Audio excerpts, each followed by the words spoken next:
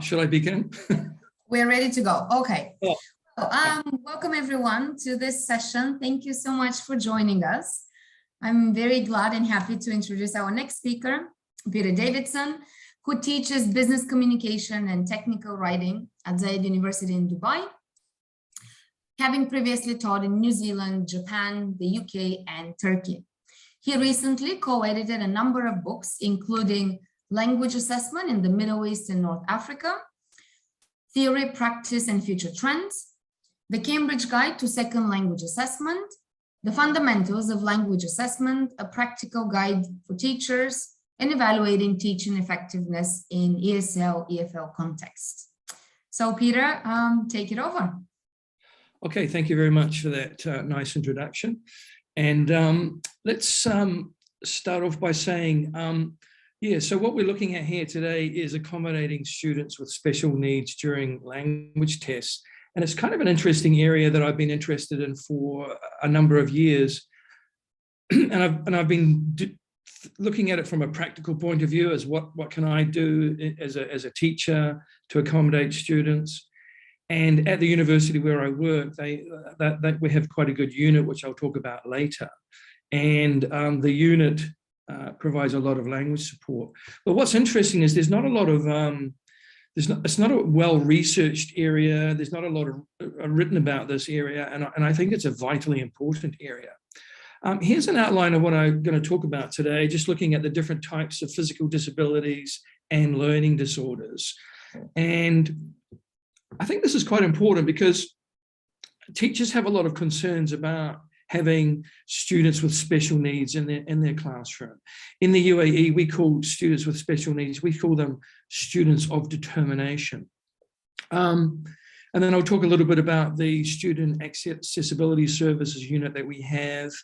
And then I'll look at how do we create this level playing field? How do we make things fairer for students with special needs by looking at the universal design for learning? And the last bit's probably the most interesting, accommodations that we can make. So I think it's important to state from the very beginning that all students have a fundamental right to equal access to fair assessment that does not disadvantage them. Just to give some figures, at Zayed University where I work, about 10% of students could have a physical or learning disability. In fact, it's probably way more now because learning disabilities are being diagnosed more, and the stigma associated with having a learning disability is fading away, and more students are coming forward, and we're noting that more students have learning difficulties. So, 10% of a class, maybe 15, I've read sometimes 20, we need to meet the needs of these students. So the aim of this talk is to highlight how we can provide equal access to all students. So physical disabilities, we talk about visual impairment, hearing impairment, and mobility impairment. The terminology is quite important. I mean, some of the terminology that was used in the past is pretty horrific when we hear it now. But yeah, we don't usually even say, blind student. We talk about students with a visual impairment. And there's a number of learning disorders that are being identified: ADD, attention deficit disorder, ADHD, attention deficit hyperactivity disorder. Very, very common, and numbers increasingly quite rapidly. At the place where I work, by far the largest number of students with a learning disorder has ADD. Dyslexia, problems decoding, identifying how speech sounds relate to letters and words, causing difficulty in reading, spelling, and writing. And that's our business, isn't it? Right there. So, quite an important one too. Dyscalculia, having difficulty making mathematical calculations. That's probably just about all of us as English teachers, yeah. Dysgraphia, inability to write clearly, handwriting, typing, spelling. Dyspraxia, affecting coordination and speech, and the whole range of autism spectrum disorders. This is another real growth rate that's quite stunning.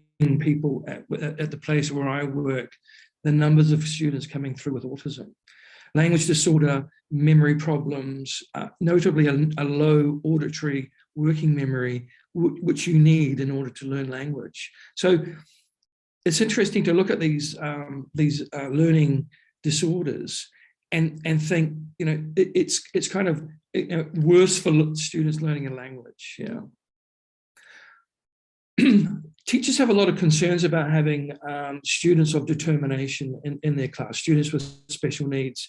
This terminology came about through Sheikh Mohammed, one of the Sheikh of Dubai, who used the term people of determination to refer to people with special needs and learning disorders. And then we picked up on that and we call them students of determination. Now, a lot of teachers are worried about having students of determination in their class because they fear what's going to happen. They don't know what it's going to be like. And therefore, that they're worried about that, and as students come into our class, we have to assess them. There's this worry about it. Teachers feel that they don't know how to support them. They don't have enough training. Maybe they had some previous bad experience.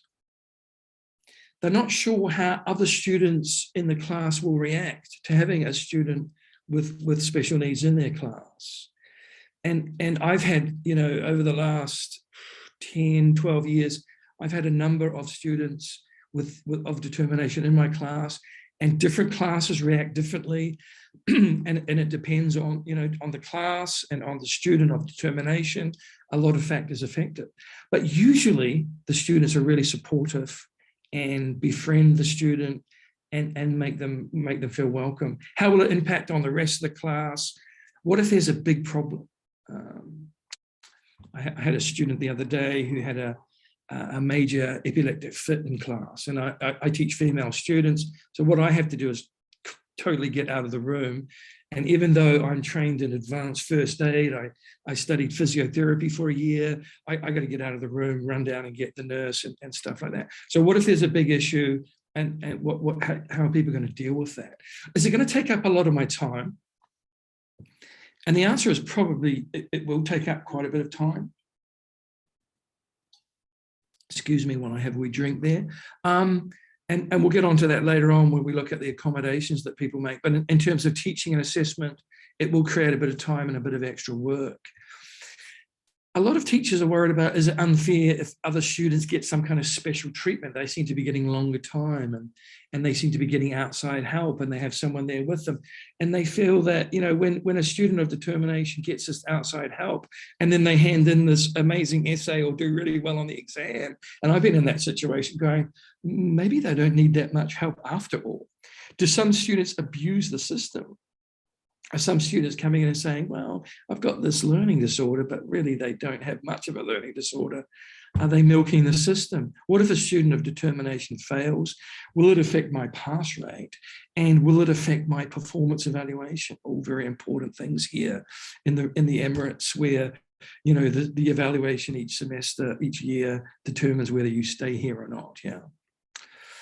At my place of work, we have this amazing department called the Student Accessibility Services Department. And their aim is to provide students of determination with equal educational opportunities by offering them full academic, social, vocational support to ensure their success, as well as enhancing their personal growth and becoming integral members of society. So it's not just passing an exam, passing a course, it's graduating and getting a job and becoming a valuable and contributing member of society. This department, that we're just really lucky to have this. This is a big investment, and in the UAE, a lot of money and resources is invested in people of determination. These guys in the SAS department, they identify students with specific disabilities. They conduct class visits. They train the students on how to use assistive technologies for mobility and hearing impairment. They create learning plans for students. They give one-on-one tutorials. They conduct academic support meetings. They adapt learning materials. And following on from that, they adapt learning materials and they adapt assessment materials, testing materials They help to accommodate exams according to students' needs. So students might actually go to that department to do their exams there, students of determination. They try and get the students to volunteer. They provide support to faculty. I've just finished an amazing 7-hour session with an accessibility trainer who was more about materials, how to make our materials, our Word documents, our PowerPoints, our PDFs, Excel spreadsheet, how to make them accessible to students with special needs. I thought I was really good at it. I thought I was an expert on this, but actually the 7 hours of workshop made me realize that I actually don't know anything about this, and this is a huge area that I need to work on. Ensure that campus facilities are accessible, promote the inclusive environment, which is a theme of the conference, liaise with families and explore job opportunities for graduates of determination. We haven't come up with an acronym for that yet, but I'm sure we'll come up with something for them. Now, we're lucky to have these two amazing centres. We have an assistive technology resource centre. It's got braille, it's got magnifier, it's got a braille printer, and we also have an inclusive learning centre, which is more interactive, where students come and learn and learn to be independent. There's a picture of the inclusive learning centre with one of the guys, Willie, who works there. But as you can see, state of the art. So students can be doing lessons from here. You can bring your class to this room and do a lesson here. You'll know that there's big screens everywhere, lots of space. Students in wheelchairs, you know, they're not going to have an issue moving around, and it's state of the art. So we're extremely lucky to have this. Yeah. And just to to shout out to these guys again, they've been actually 3 times they have received the Apple Distinguished School Award. They got one this year as well. So there's the group of guys that work there. There's the director, Fatma Al-Qasmi. She's fantastic. She's the leader of that group. So a fantastic group of people working there, well-trained, and a lot of resources. So we're really lucky to have that. Now, not everyone has that. Okay, so I'm well aware of that. So how do we create this level playing field for students of determination?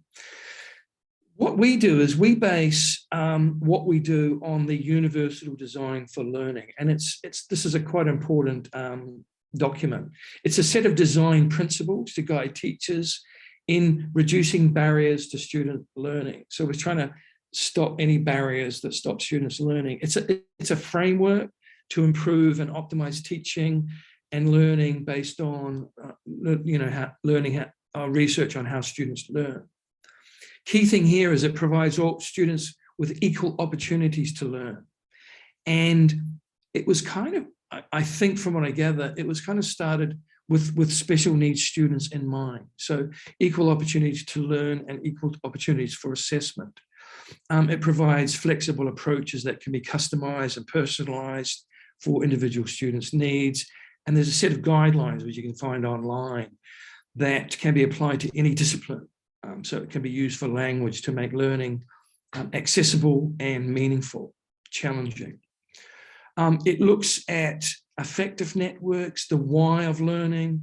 It looks at recognition networks, the what of learning, and the strategic network of how of learning. So if you haven't come across this, I thoroughly recommend have a look at this, especially the set of guidelines, very useful.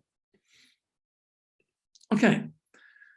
What can we as teachers do? Maybe you don't have, like we have here, an amazing unit that I was going to say deals with students of, special needs students, but that's the wrong terminology, isn't it? Support students with special needs. So maybe you have to do a lot of this yourself. So I've come up with a lot of accommodations that teachers can make. Firstly, some general principles. If you can, employ accessibility experts. That these guys will, they're trained, they're experts on how to make materials, lessons, assessments, Word documents, PowerPoints, PDFs, Excel, how to make it accessible for students with learning disorders and physical disorders. Another thing I do is use a pool of trained proctors or invigilators. Yeah, I've just come out of an exam. I've been proctoring, and I'm going to have to run back in about 10 minutes when I finish this session because I haven't finished yet. But for the special needs guys, a regular pool of trained proctors, because it takes a bit of special knowledge, and also it builds familiarity with the students. And students will say, I want that proctor, I want that person, because I know them, I've seen them before, and they feel a lot calmer.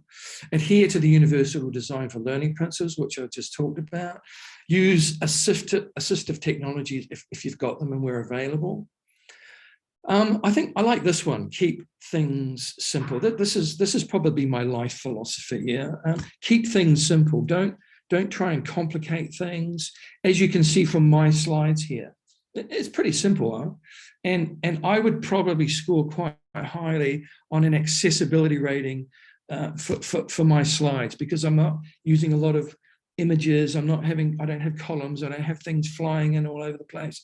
Keep things simple, and keep things simple in life as well. You might have to adapt test materials when necessary.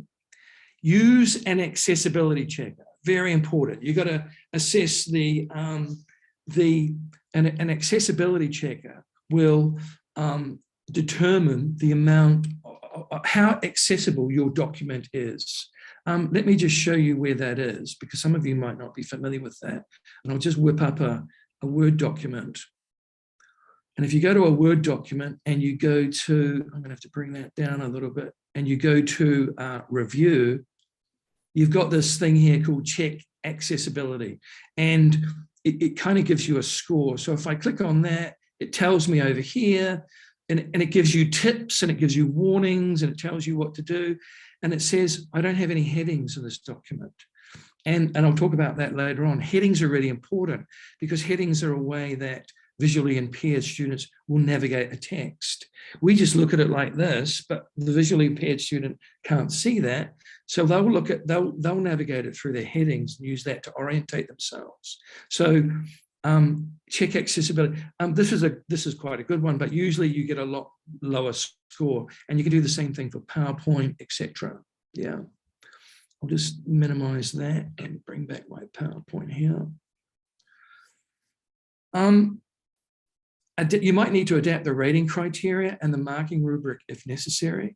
I remember doing an assessment with a student who was hearing impaired, totally deaf, and it was with a group of students, and I happened to be giving language support for students in the art department.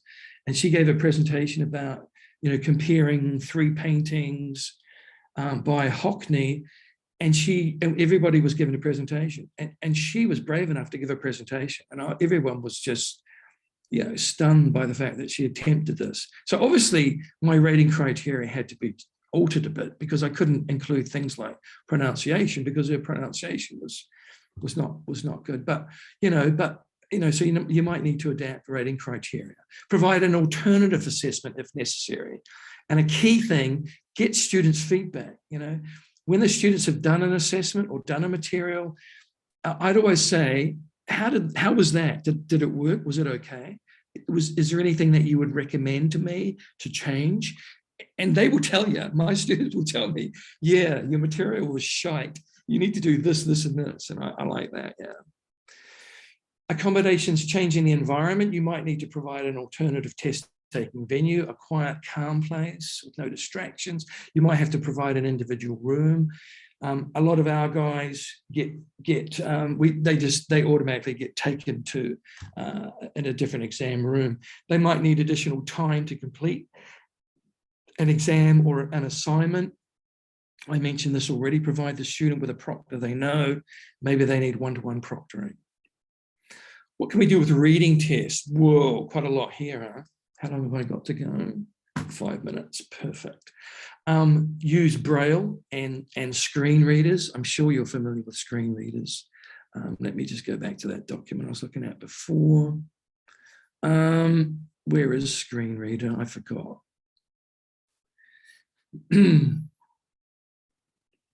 It's not in it. It might be view. Someone can tell me. I forget where it is. It's not at home, is it? Anyway, screen reader allows you hit it and it just reads the screen for you. Where is screen reader? Can someone tell me? Review, it's not in review. There it is. Sorry, I'm looking for this. So creating a level playing field, accommodating students with special needs during language tests. https://www. Okay, so this is a reason. One of the tips later on is don't use URLs, because the screen reader is just going to read it out loud. Yeah, so you know I've changed. You can change the URL to Canterbury Leeds, New Zealand vaccination rates, a description of what it is. Yeah. Going back to my slide here. Okay, so use Braille screen readers and large reading text if necessary. Set up columns correctly. To be honest with you, I just avoid columns, going back to my life principle of keeping life simple. Sometimes if you don't set up the columns correctly, the screen reader will read across the columns. Do you know what? Instead of reading down and down, it'll read across. Use headings from the style panes on the Word document. That's really crucial to help students navigate. Use sans serif fonts. So a serif font is a font that has little fancy little curly bits at the end of each letter, whereas these sans serif fonts, without the serif, without the little curly bit, much easier for students to read. Don't, in a reading text, convey information using color, because obviously a lot of students have color blindness. Don't use bold, italics, or underline, because if you want to emphasize something, say very or significantly, but if you bold it or italics or underline it, the visually impaired students won't see. Ensure text and background have sufficient contrast. Initially I put just use black and white, but some people like to use color, and that's fine. And there's even color contrast analyzers which you can use. It's common sense. If you can't read it, see it very well, no one else is going to be able to either. But I just use black and white. And I've been having a bit of a debate with a lot of colleagues here as we move towards having to make our materials accessible and getting an accessibility score. A lot of teachers are like, but I like using color and I like using pictures and I like, and it's like, yeah, okay, well, there's ways to deal with that, but try and keep things simple. Now, when you do use images and graphics, you need to provide what we call an alternative text, and that is a description of the image, or you can just mark it as decorative and it'll just skip it. Replace URLs with a description of the link, as I just showed you in that previous example. There's a student of ours using one of the readers to make the text bigger. Listening test, increase the volume, allow students to listen twice, allow longer pauses in the listening exam. Presentations, allow students to do their presentation to the teacher only, maybe rather than the whole class, or allow them to video it and send you the video. And again, you might have to adapt the rating criteria and the marking rubric. Here's some really cool comments to finish up on. These are from students of determination who talk about the accommodations. We interviewed them and asked them about the accommodations they received. The most that helps me in the exam is a quiet room and extra time because I can concentrate. Because you give us 50% extra time in the exams, I do the exam very slow and to do well. Extra time means I am confident because I have time to finish the exam and to review the questions too. So there's a common theme here, eh? We're giving the students, we're making the playing field more level by giving them, accommodations that give them confidence to be able to perform. This is something about the online test which came about recently, seeing the time on, when they're doing an online exam and the counter is counting down, totally freaked out a lot of students. Seeing the time, opening the camera because the students are doing respondus monitor and they're being recorded. I'm not used to doing that online when doing the exams and quizzes and not having the exams on paper. So maybe we need to look at, doing exams on paper as an accommodation, not online. Creating a level playing field requires a special consideration. It needs backing from senior administrators, planning, resource allocation, technical expertise, comprehensive teacher training, and monitoring. But it's important that we ensure greater inclusivity and access to fair assessment to enrich the educational experience of our students with special needs. Thank you very much. I think I've gone over by 1 minute, so I think we have 4 minutes of questions. Thank you, Peter. What a wonderful, wonderful talk. I'm also currently quite interested in this topic, especially for young learners. So extremely relevant, I think. A question for you is, one of the questions, are current ADD and ADHD diagnostic tests too generic? Good question. I'm not specialized enough to answer that question. I'm not like one of the special needs, teachers or workers, but I'm not sure. But I guess the person asking that question probably thinks they are, which may be explaining why so many more people are being diagnosed with it. Maybe the person that asked that question could answer it for us. They probably know more about it than I. But I wouldn't want to give an answer that I'm not sure about. Okay. How widely is the UDL used internationally? I'm not 100% sure how widely it's used internationally. It's used here as the basis for what we do. I don't know. I don't know the answer to that question either. Can you give me one that I can answer? Let's have a look at the website, and then it might, because it is a company, and it's run by a company called CAST. I think it is pretty worldwide and pretty widely used, I would imagine. Yeah. Okay. There is one that I think you might be able to answer. Thank you.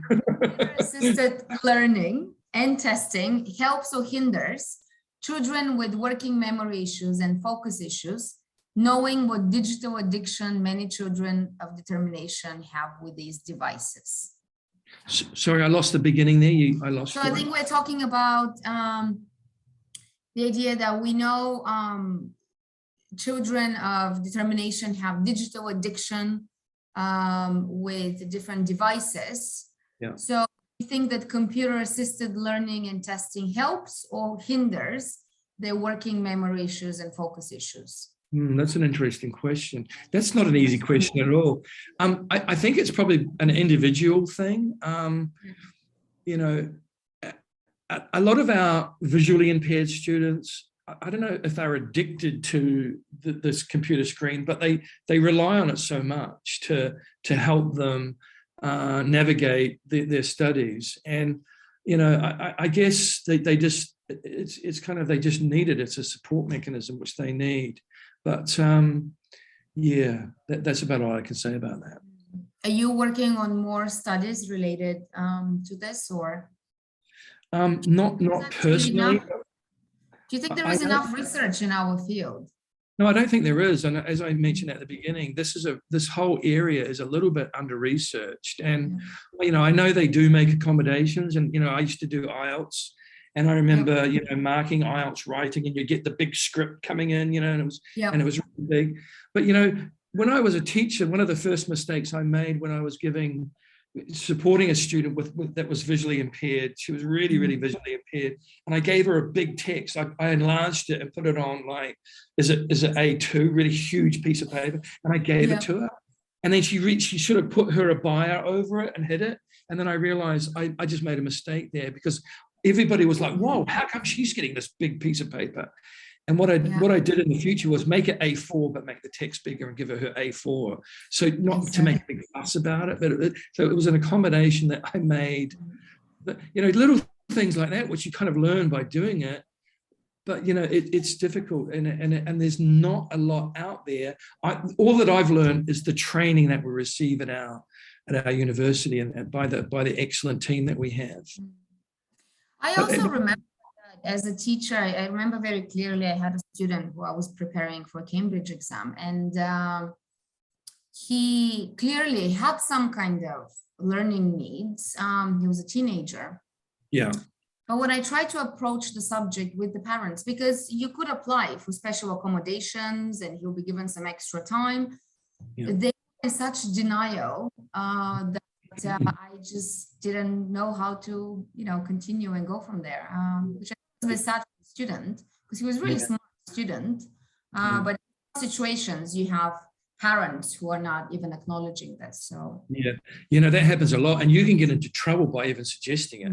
So, hey, yes. I had to actually ask my director of studies to intervene. I mean, this is the issue that's happened here. Slowly but surely the stigma associated with it is going away, and that's why the numbers of students that it's not the numbers that have learning disorders is increasing. It's just the numbers that are being diagnosed that are coming forward, and it's not such a stigma as it was before. But you have to be really careful with that. That's a good point. Sure.